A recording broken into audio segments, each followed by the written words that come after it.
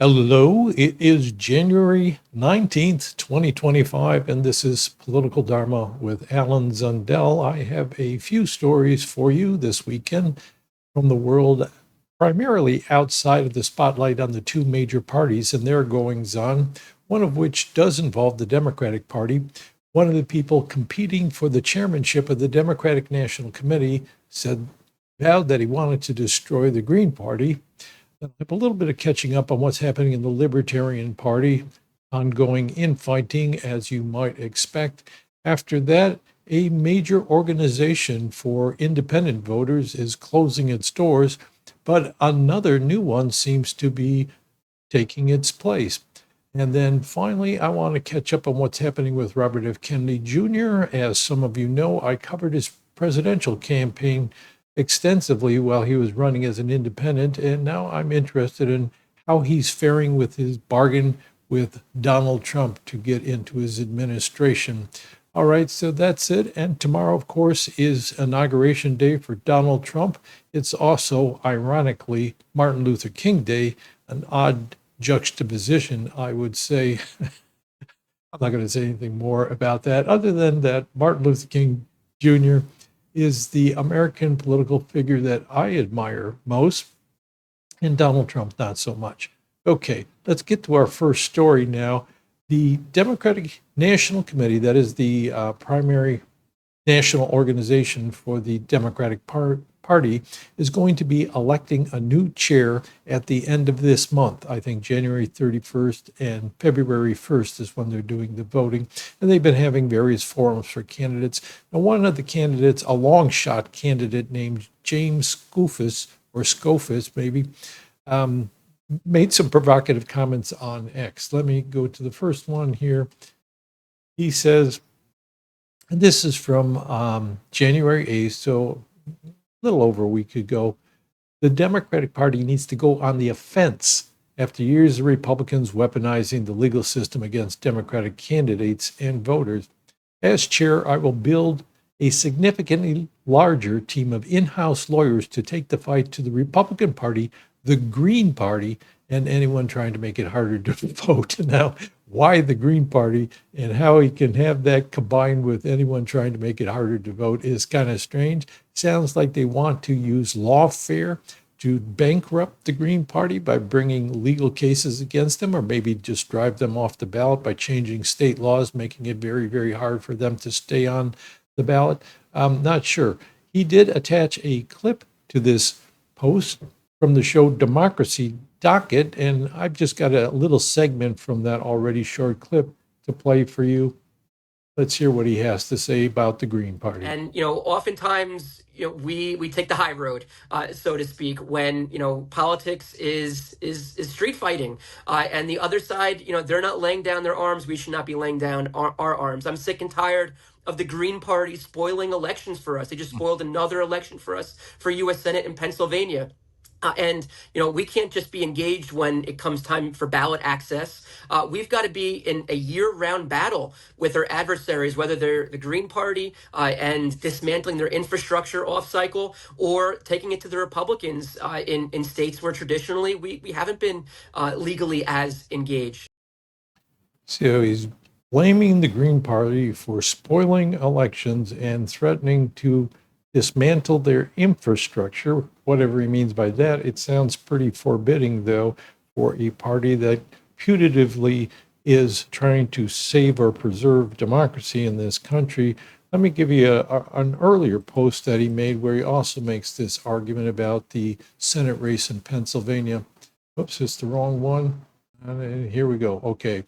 James Scofus, this is from the end of the year, shortly after Christmas on December 27th.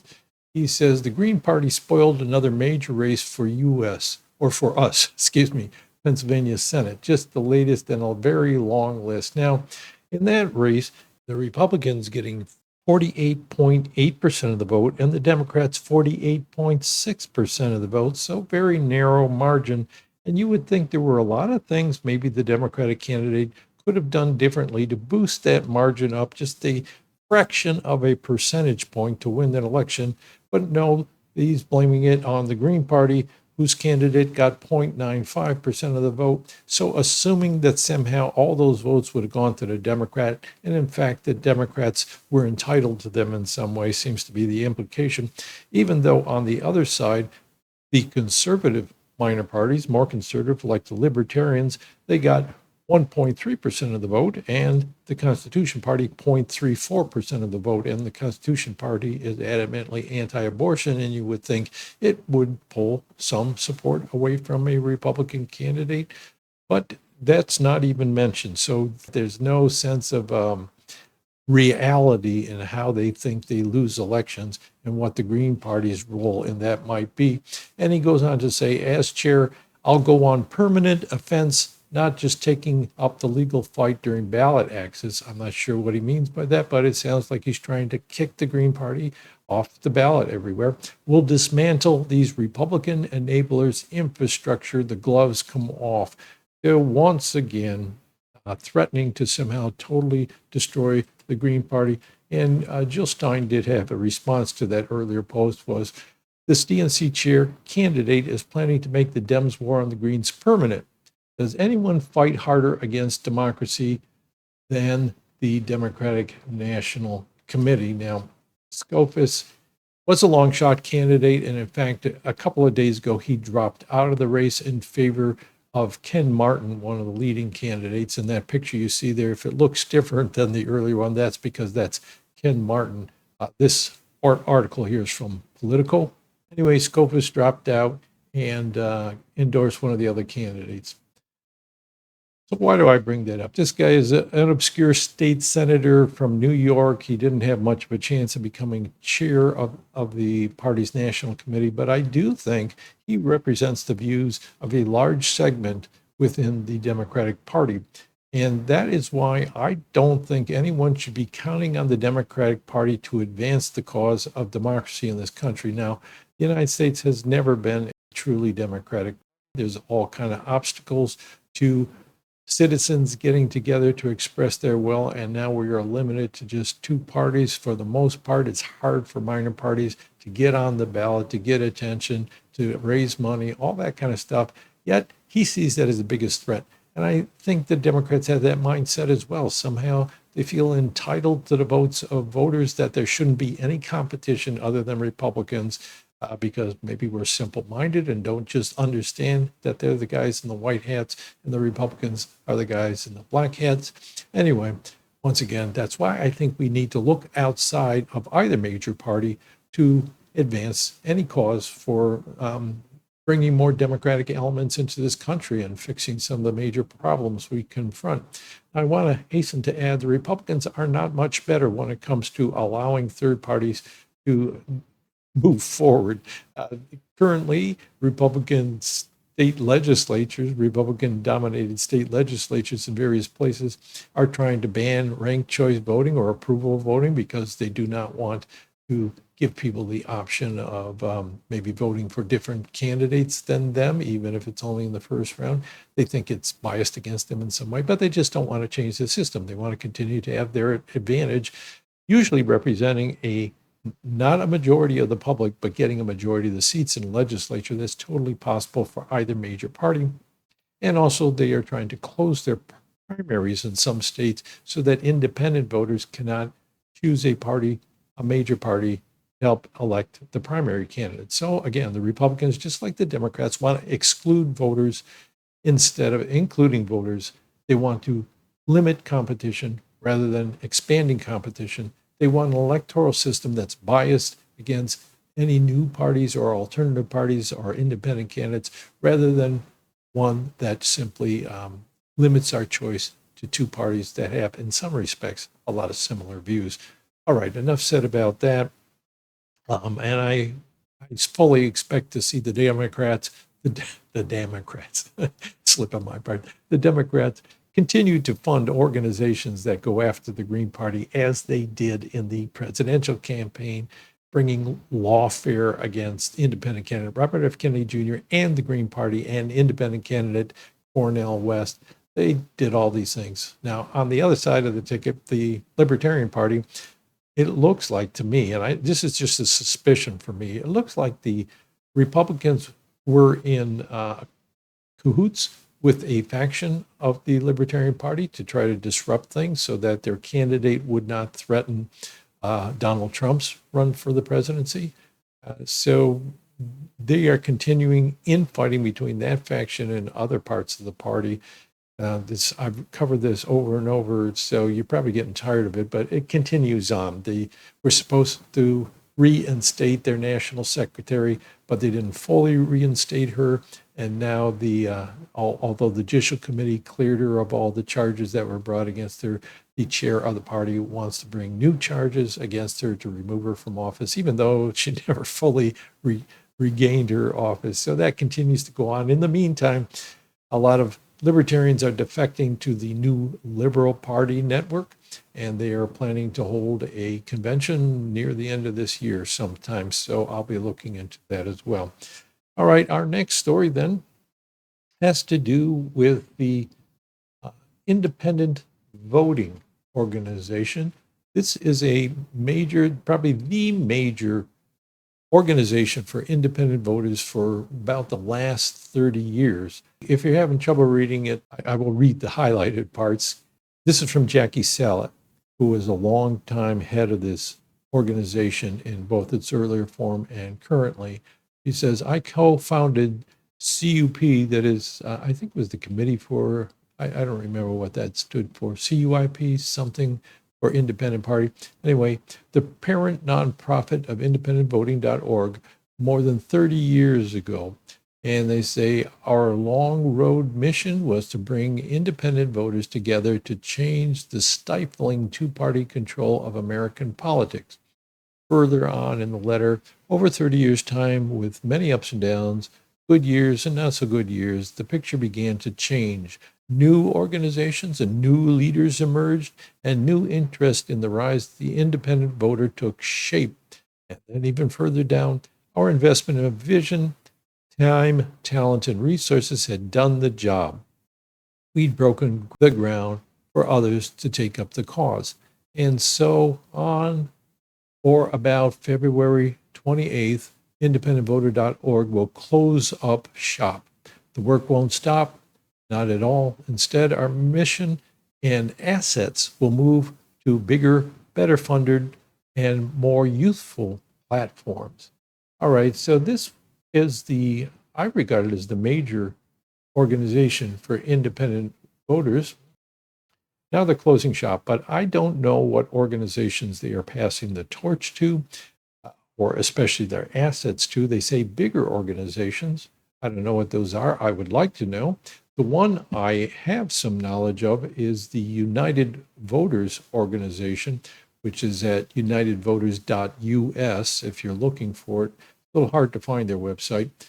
But they held this weekend, just yesterday, they held a networking event. Let me bring up one of their ads for this. This is electing independents to the House in 2026, presentation and networking. It says we are designing a 2-year campaign to elect a small block of independent, that is non-two-party candidates to Congress in 26. And about 50 people indicated they were going to that. As I said, this was held yesterday. I haven't had any news on what happened at that networking event or what their plans exactly are to bring people together to back particular independent candidates for Congress in whatever states they're choosing. I don't know all the details of that, but it sounds like an interesting attempt, one that corresponds with things I've been trying to do. They did hold a convention last year in which they brought, this was in September 2024, they brought in a number of speakers that had names. So we see there Marianne Williamson, who is a minor candidate for the Democratic presidential nomination last time around, and I think the time before that, and a well-known author and speaker, Andrew Yang, who ran for the Democratic nomination. When was that? In 2020. And he founded the Forward Party. Del Bigtree there is a close confidant of Robert F. Kennedy Jr. Jackie Salet is the was the head, or maybe still is until they close, of the independent voting organization. And Dennis Kucinich, he has been a presidential candidate in the Democratic Party and also a congressional candidate as well. All right, so let me move on. I looked into this organization a little bit more, and I found out the head of the organization is a man named Christopher Life, CEO of United Independents and executive producer of the Independent National Convention 24 in Denver. Don't know much about him, but I did notice he lives in San Diego County, as I do. So I'm going to reach out. I already have reached out to him. Haven't heard back from him yet. I assume he's pretty busy because of that networking event yesterday. This is from LinkedIn, a little background on him.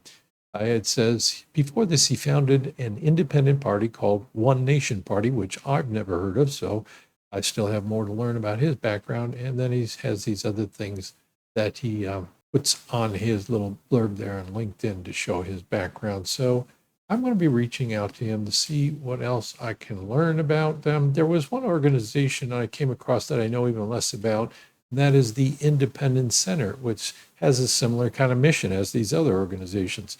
Independent Center's mission is to be the go-to champion for millions of Americans who believe we share common ground. Looked over their website, and that was not very revealing. So still got some checking into that stuff to do. Now, I've talked about my own third-party project idea, aiming at the governor's race here in California, where we set up a voting system to endorse one of the non-major party candidates in the primary, because that's the election that counts. All the candidates run in the primary, no matter what party they're from. So maybe he would be interested in moving that along, or maybe his idea has more merit than mine. I'm going to try to find out that about Christopher Life. Maybe I can get him for an interview later. So I will be continuing to follow developments in the independent voter sphere. Final piece here is what's happening with RFK Jr.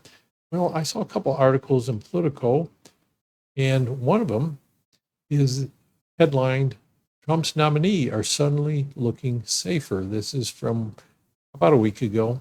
And the thrust of the article is that the Republicans are now closing ranks behind Trump's appointees to confirm them in the Senate.